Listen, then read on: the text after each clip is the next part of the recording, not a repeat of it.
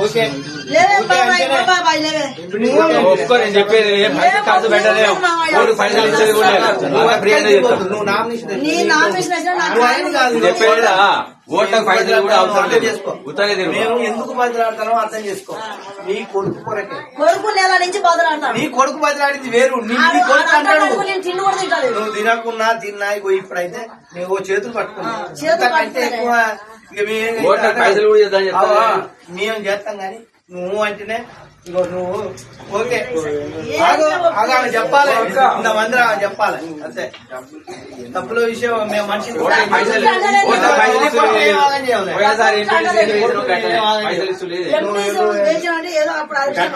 అన్ని గట్టిగా ఉంటాయి. ఇప్పుడు కూడా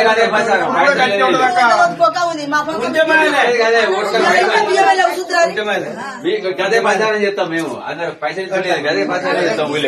మరి మీకేం లేకపోతే మేము ఉన్నామమ్మా.